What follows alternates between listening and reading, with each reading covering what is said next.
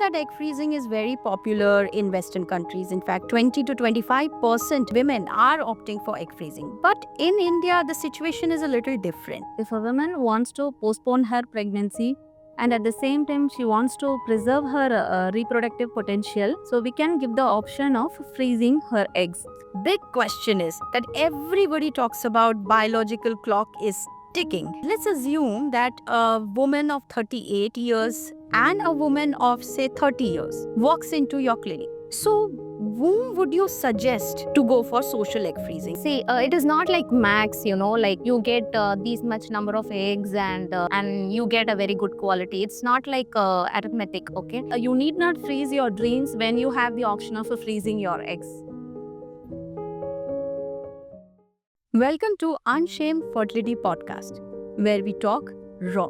And in episode 3, we are going to talk about egg freezing. Women these days are choosing career, lifestyle, and waiting for the right partner. So why should they adjust for getting pregnant or thinking about fertility? And that's what we are going to discover in today's episode on egg freezing. What are the myths? What are the facts? What are the costs of egg freezing? Is it really for you? Are you overthinking or are you delaying? Will you end up into donor IVF or scrambling from one doctor to other if you don't think about egg freezing now? Is it really a big deal? Let's uncover all this with Dr. Archana and Dr. Nasrin of Eva Fertility Clinic in Chennai. Thank you so much, Dr. Nasrin and Dr. Archana, for joining us for our Unshame podcast episode 3. So welcome. Thank you. Thank you, Gitanjali. Thank you. And so let's start today with taking the basics of egg freezing in India. We know that egg freezing is very popular in Western countries. In fact, 20 to 25% women are opting for egg freezing. But in India, the situation is a little different. So I want to ask you, Dr. Nasrin, that what is the basic of egg freezing and who is egg freezing made for? Yeah, it's a very right question, and it is the need of the hour to discuss about egg freezing. So, egg freezing is technically oocyte cryopreservation. If a woman wants to postpone her pregnancy and at the same time she wants to preserve her reproductive potential, so we can give the option of freezing her eggs. So, it is basically taking few shots of injection, make all her eggs to grow, and then we will retrieve them and freeze it with us. So once the woman is ready to take her pregnancy and she finds a stable partner, or once she is out of the disease process or anything for which she is freezing the eggs, we can thaw the eggs, join with, do the ICSI with the sperm, and then we can form the embryos, and subsequently the woman can get pregnant with the embryos. So this is egg freezing. So it is a very widely utilized option in Western world. In India, it is coming up. The awareness is definitely increasing, but it has to reach more people. So there is one confusion, Dr. Archana, that some people call it social egg freezing, some people call it medical egg freezing. What exactly it is? Is there a difference between the two? So if you could clarify us that. Definitely. First of all, the concept of egg freezing itself first came into practice for medical egg freezing only. That is when young women and young men, when they were exposed to radiation, when they're exposed to chemotherapy for cancer, what is happening in the sense their gametes, they are getting destroyed. So when they come to the reproductive age and when they try to have babies, they are not able to do so because of the reduced gametes in their body. So in that situation, the concept of preserving the eggs or preserving the sperms before they get exposed to the radiation, before they exposed to the chemotherapy came into play. This is called as a medical egg freezing or the medical sperm freezing. Okay. And after that, now since the age of the first conception and because of women being empowered and because of women choosing to have a baby at higher age, their biological clock may not wait for their career, right? So the concept of social egg freezing came into play when their eggs are more competent to have good quality embryos, or to give a better success rate for pregnancy. When the time is right, they will have the opportunity to freeze their eggs, so that when their life supports for better career options, or when they are ready to have their baby, or when they have found their partners, they have their time in their hand to make their eggs into embryos, so that they need not wait for their biological clock. Yes, the difference between the medical egg freezing and social egg freezing is, medical egg freezing is genuinely done for the medical purposes, like for example the cancer therapy or radiation therapy given before, that is chemotherapy or radiation therapy given before the cancer treatment. Okay, whereas the social egg freezing is done for the women who wants to have their baby in their later age. Understood. Thank you so much for clearly explaining it. Uh, so now the big question is that everybody talks about biological clock is ticking. So, let's assume that a woman of 38 years and a woman of, say, 30 years walks into your clinic. So, whom would you suggest to go for social egg freezing? Because is there a golden period of egg freezing? Is there a golden window when they can get pregnant? These are some very confusing questions, and age and fertility is always related. So I would like Dr. Nasreen to throw some light on this aspect of the golden window of fertility. Yeah, that's a perfectly put question, Gitanjali. So when I see a woman of 30 years walking into my clinic compared to a woman of 38 years, definitely I'll be happy to see the 30 years, because I expect her eggs to be of reasonably good quality, and we have an option of giving her the egg freezing if at all she is not ready for carrying the pregnancy at that point of time. Whereas a woman of 38 years, she would have already exhausted her potential. So she has the option of directly taking up the pregnancy by doing an IVF. Whereas egg freezing will be a better option for a woman at 30 years. If you ask me the golden time, so earlier is the better always. So right from 21 years, a woman can freeze her eggs. But as you know, like lot of social reasons, financial reasons, awareness part, everything plays a role in making the women to make a choice. So generally we consider from 27, 28 till at least 35, a woman should make a proper empowered decision to go for social egg freezing. Okay, so 21, that's quite young. Well, anyways, girls, you have the option, so choose wisely. So now I would like to take a little detour from our main topic of egg freezing and try to focus on more pertinent issues of AMH and PCOS. So I would like to ask you, Dr. Archana, that what is AMH and what is PCOS and how is it related to causing infertility? And if you could throw some light generally in how women going with AMH issues and PCOS issues can manage their fertility journey, and to connect it to social egg freezing, is it really meant for women who are going through these two issues? Yes. So AMH is anti-Mullerian hormone. It is a simple blood test which can be done by any woman who wants to know their egg reserve status. It can be done on any day of the periods. But please understand that before doing an AMH, it's always better to consult the gynecologist, because it is not just a single value, and based on that we take decisions. So along with AMH, we do an ultrasound also. In the ultrasound, we see the number of follicles in each ovary, and together with that idea, with that information put together with the AMH values, we discuss about the egg reserve or the ovarian reserve to a woman. Okay, so this AMH is definitely linked towards fertility. As we age, we all know it's a common concept that we are going to lose our eggs by the time 40. We are going to have very less eggs, and we are going to touch the menopause. And this is how we naturally and gracefully age, and we should all accept that. So as we age, the AMH falls. So routinely we call a normal AMH is something between 2.5 to 3.5, and anything more than that, that is anything more than 3.5, we call it as a higher range of AMH. We anything less than 1.5, we call it as a lesser range of AMH. So it's a common myth that lesser we cannot conceive, more there is a lot of chance of conceiving. That is not like that. It just tells you how much reserve a girl has in her body. Okay. So you have asked me about AMH and PCOS.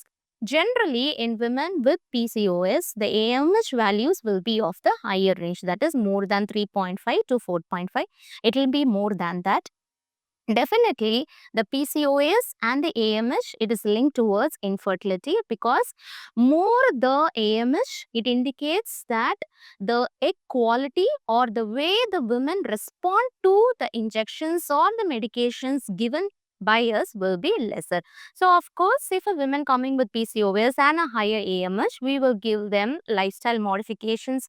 We will give them a lot of diet advice and weight reduction management, and also a lot of supplements to enhance the quality of the eggs, as well as to reduce the injection burden, and also to increase the success rate of the pregnancy, be it natural or ovulation induction or IVF. Hmm. Perfectly.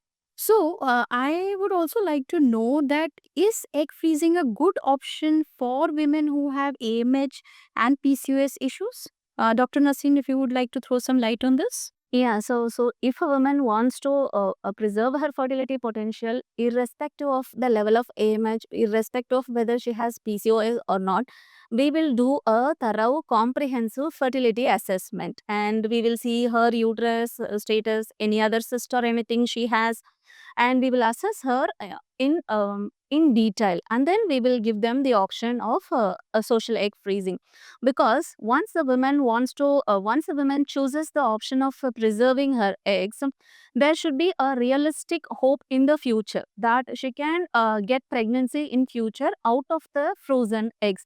So we will tell them, like, if the AMH is very less already and she wants to go for the egg freezing option, sometimes we will tell them that they can choose 2 or 3 cycles of harvesting her eggs and freezing them, so that there will be a really good chance in future. Whereas in PCO, it is all about quality generally, because they'll be having very adequate number of eggs. So in single cycle itself, we will get lot of eggs. It is all about quality. So before taking the women for social egg freezing, we will just give them a lot of advices like a lifestyle, weight loss, and some pre-medications to improve the quality, and then we will do egg freezing for PCOS women. So whether or not a woman is having low egg quality or PCOS or normal egg quality, so there is always an option of making it happen in social egg freezing. Hmm. That sounds like a good hope for women who are working, who want to make their career, and also women who are going through AMH issues, especially the low AMH issues at a younger age, or a PCOS at a younger age. Then they don't need to fret about it, or they don't need to keep running to the doctors. They always have an option to secure their future. From here stems my next question, that how many eggs should they freeze to have a successful pregnancy later? Is there a rule there? Is there a formula there? Dr. Archana, if you could take this question. See, it is not like max, like you get these much number of eggs, and you get a very good quality. It's not like arithmetic, okay? But then generally, what we have seen and what the studies have shown, that we need to have at least 7 good quality eggs to have a proper good quality embryo. Okay, so if we are going and we are looking at, having 2 babies, so we need to have 2 good quality embryos. So when we put together that in that way, we can calculate around 19 to 20 eggs.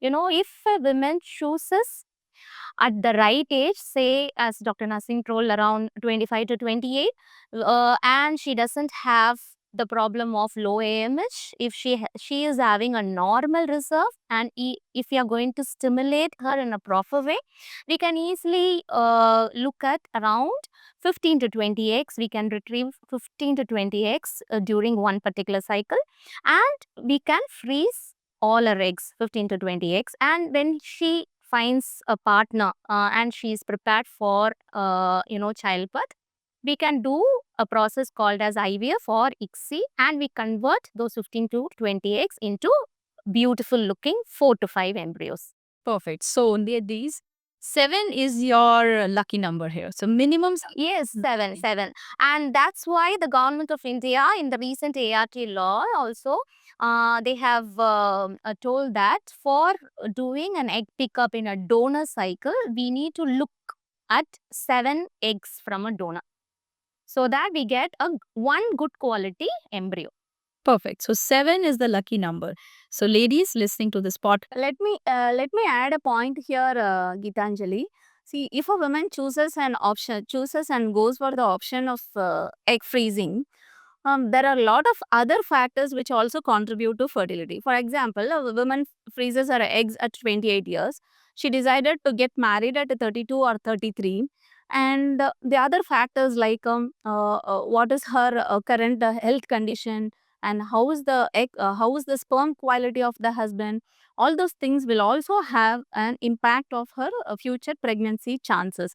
So just because a woman has frozen her eggs, she should not delay the process of pregnancy for very undue timings, because as the age advances, even the egg is not the only thing which is going to decide the pregnancy chances in future. Okay, so for example, if the woman crosses the age of 35, apart from the equality issue, there will be natural chances of higher miscarriages, etc. So once their career planning or any family stabilization, all these processes are done, they should go for attempting the pregnancy at the earliest. Yes. So that is a more practical way of doing things.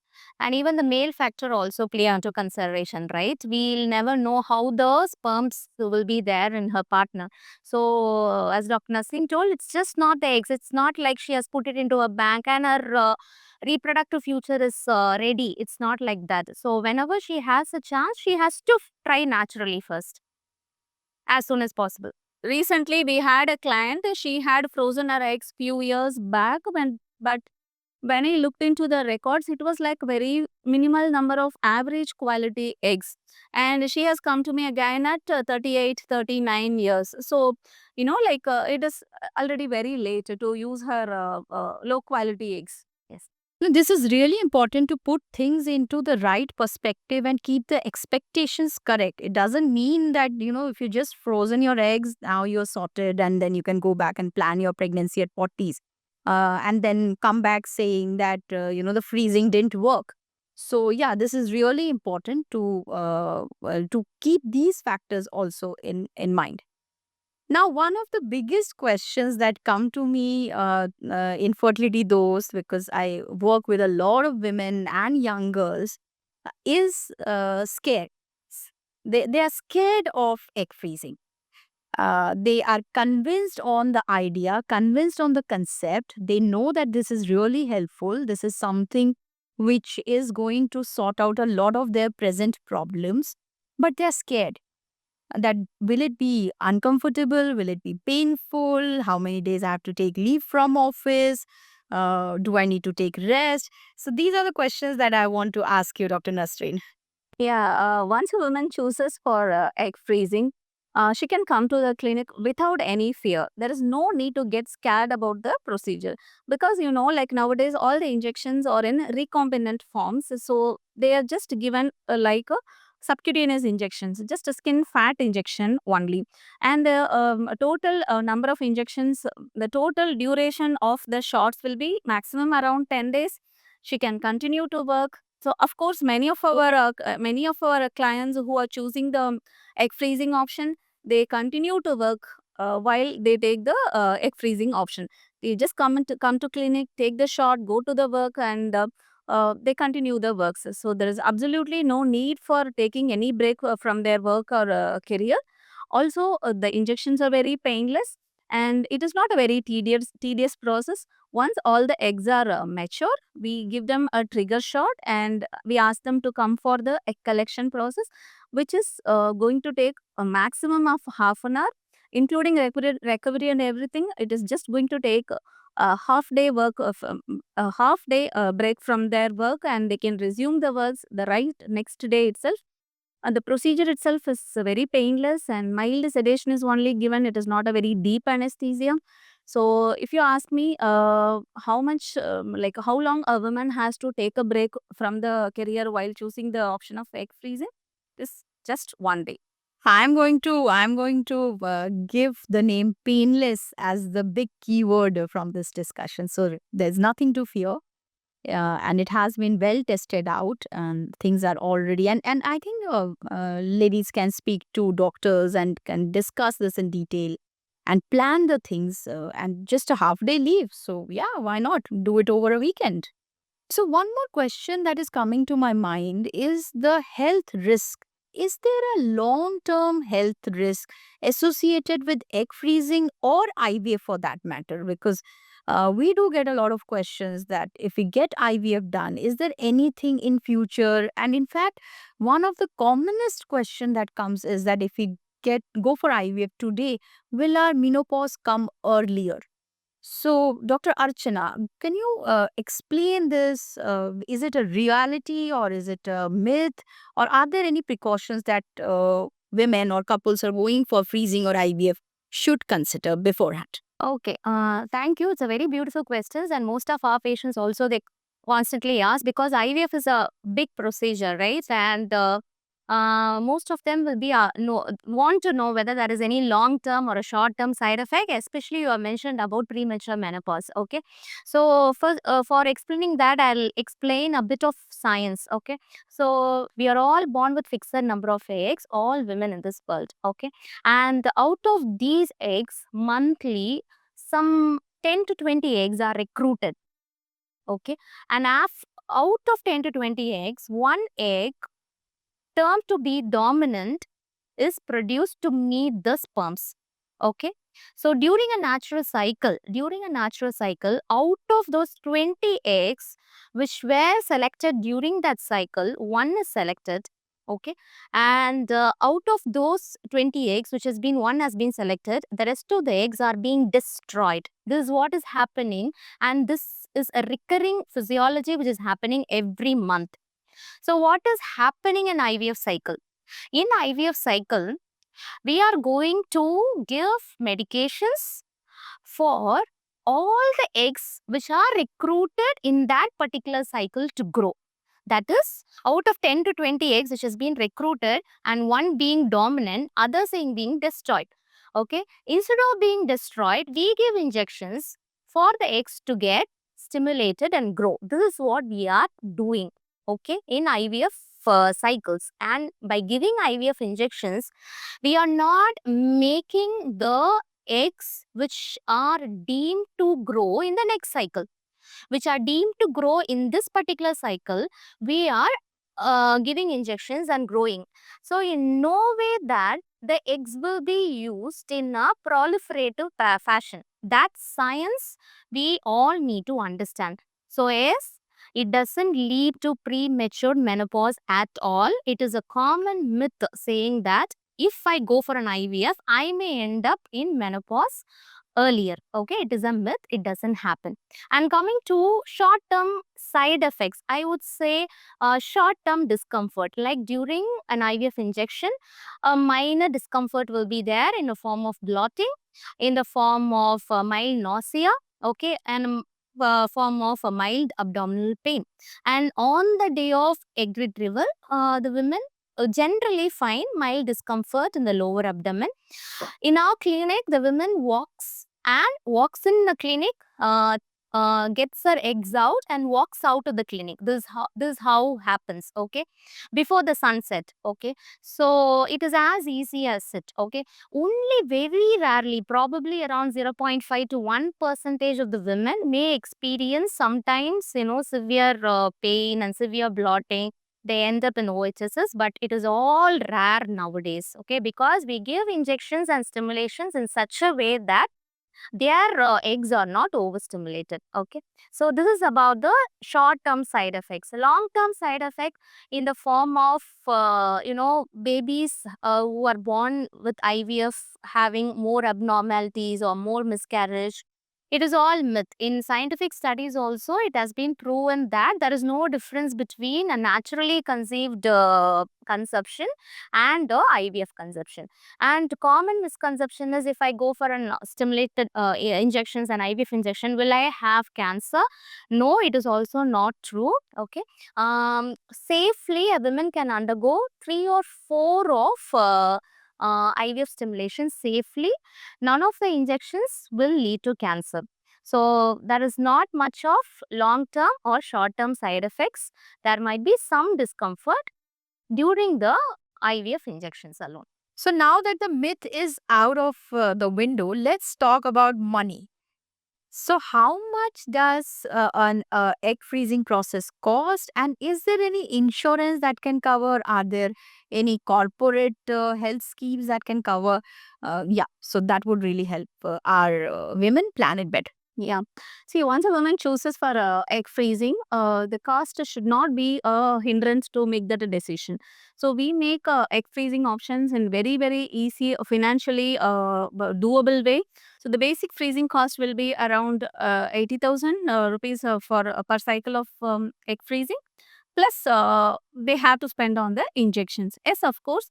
Nowadays, lot of corporate insurance and corporate companies are giving the coverage, and insurance is more and more accepting the freezing options. And we do have EMI facilities, split payment options also, to just empower the women to make right decision at right time, so that they should not withhold the decision of doing an egg freezing just for the financial reasons. Yes, that's wonderful that your clinic is providing so many, features for women to plan it better without any financial burden. So, what about the social burden? Are women comfortable going for egg freezing? Do their families interfere in their decision? So, tell me, doctors, in your experience, how do you navigate these? Are there situations when you have to actually talk to their parents or talk to their family and also convince them? So yeah, how do you navigate social burden of egg freezing? Of course, when a woman is making the option of social egg freezing, she is already empowered to make the decision by herself. She is already an independent woman who makes independent choices. Yes, of course. She doesn't need any consent or any approval from the parents, as long as she is able to give her own valid consent. That is, if a woman chooses to freeze her eggs, only her consent matters. She doesn't need any approval, either from parents or from the family. So she can even do it in the way that she doesn't discuss all. She doesn't need to discuss all the things with all family members. It is her choice to freeze her eggs. Of course, there is no legal requirement for the parents to consent the procedure. But as a woman, from family support is needed for these kind of things to take it forward. So she'll need a social support, and many parents are nowadays opting for these things, because once they ask their girl to get married and she refuses, or they don't find a right partner, they get this awareness and they come to us even with parents. So that's a very welcome change nowadays. Perfect. So if your family supports you, then cool, go ahead. If they don't support you and you want to go for egg freezing because you have taken that decision, then there is no legal binding for you to ask or consent your parents. Come, sign your papers and get your freezing done. Frozen eggs last only for a few years. Is this a fact or a myth? Dr. Archana. It is definitely a myth. Legally, now we can freeze any gametes, whether it is eggs or sperms or the embryos, for around 10 years. And after that, we need to ask the recipient, okay, the man or the woman, as to what they are going to do it further.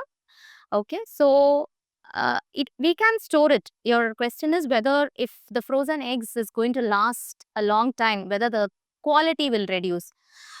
Definitely not. The quality will not be compromised just because the years are getting longer. So the eggs can be frozen for innumerable number of years, as the science says. Okay, but legally it can be done for 10 years, and after that we need to again sign a few papers and we need to extend. That's all. So thank you, Dr. Nasreen and Dr. Archana, for bringing out such important points on a difficult conversation like egg freezing. In India, as of now also, there's not much awareness. So we want to build that. And by breaking these myths, answering our questions, our doubts, you've really helped a woman who is thinking of getting egg freezing done to plan her journey in a better way. So, before we wrap up, I would like you to give some concluding thoughts on egg freezing and some aspirations or hope to women who are thinking about egg freezing. So, with the advent of science, the freezing options, the cryopreservation is a boon to women who wants to delay their pregnancy or the marriage as such. So, I have seen many women coming to me in their late 30s just to find out their AMH has fallen down. Nothing else can be done at that point of time. Sometimes we have to advise them the option of third party donor programs, etc. So we have all the options to avoid third party at all in the current environment.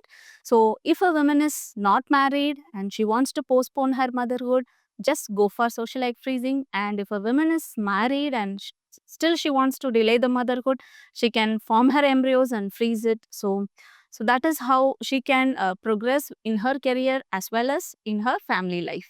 Yes, definitely. Now the parents has become very liberate towards their kids, and it is a very good thing, and it is very progressive and broad-minded also. So the parents understand that unless a woman or a man finds a right partner, they need not force them into marriage. That many parents has come into view nowadays.